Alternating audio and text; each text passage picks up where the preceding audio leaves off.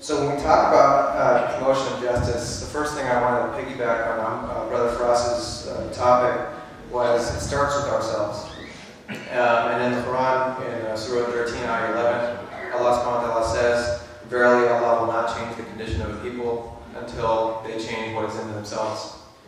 So where does justice and peace start? It starts with us. You're not going to establish peace and justice abroad or in Washington, D.C. if you're not establishing justice in your daily life. And when I say justice in your daily life, I really want to be practical. As a student, are you doing your own homework or are you copying off somebody else? It's very easy to cut corners when you're working. How many of us might fudge a time card or might be getting paid for work that you're not even doing? The reason I bring these things up is because if you're not implementing justice and in your own day-to-day interaction as a student, as an employee, then you're not going to implement justice for Trayvon Martin or for Palestine or for Iraq or for anybody else. Because if you're not being just to those around you and being honest and having integrity, then it's not going to happen anywhere else.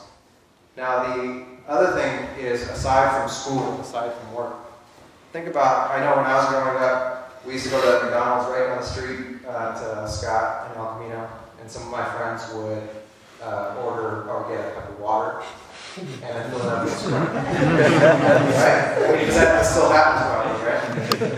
And we used to go to MC Mercado when it first opened, and guys would sneak their friends into the theater. And it probably still happens. We call it the stub game.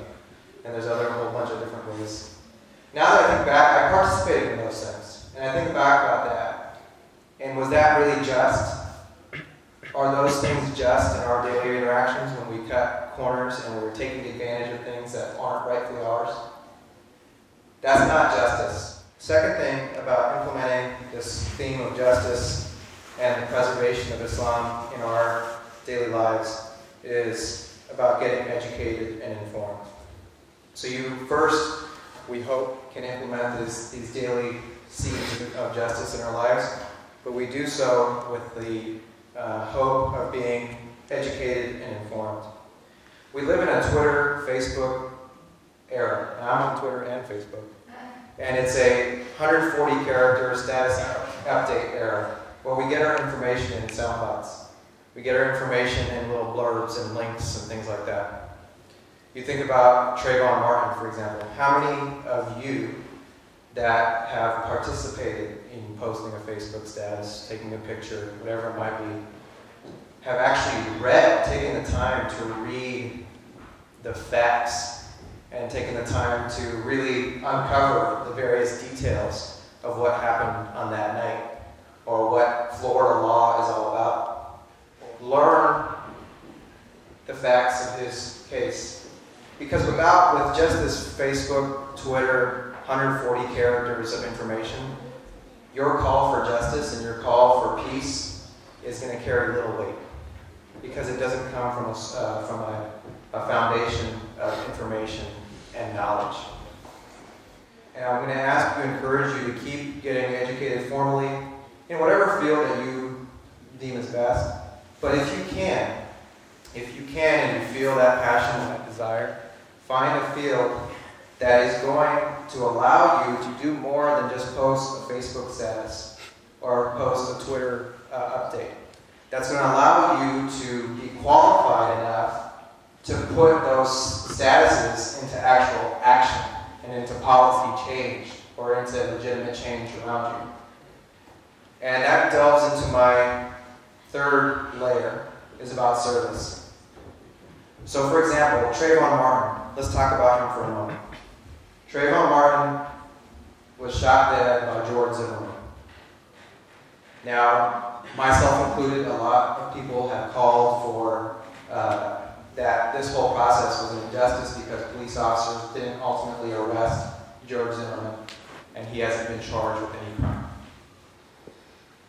Now, like I said, it's easy for us to post a Facebook status, and I post information about that on my Facebook. But how many of you have thought, you know what, maybe if I was a police officer, And the next time this Trayvon Martin situation happens, maybe I will be the one to do him justice.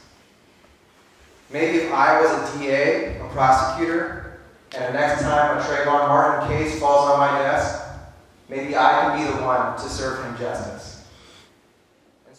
And I'm asking you all to consider volunteer work, first and foremost, but more so than that, is we need Muslim public servants. We need Muslim teachers, police officers, DAs, public defenders, social workers, and doctors that dedicate their careers and lives to the service of their communities. Like I said earlier, be that police officer that arrives on the scene when someone like Trayvon Martin is discriminated against or killed. Be that prosecutor that picks up a file and is able to do someone justice when something like this happens. Be that doctor that's able to do justice to a community that may be underserved or underprivileged. Be that teacher that is able to educate perhaps underprivileged community. So I'm asking again 3 things of you. 1 is do justice to those around you. Be just. Be kind. Be righteous. Be fair. And I gave you examples of how to do that. And I tell this to myself as well. The second thing I ask of you is to be informed about the issues that come up before making rash judgments or emotional thoughts about them. Third thing I ask of you is to become qualified educationally in whatever field you choose, but so that your qualifications can help us as a Muslim community really establish long-lasting, effective change as opposed to just temporal thoughts on a computer screen. So with those words, I thank you for your time and your consideration. I thank you all for being here. It's really a beautiful night. And if anyone has anything they want to discuss with me, be around for a little while, inshallah, after the prayers. So.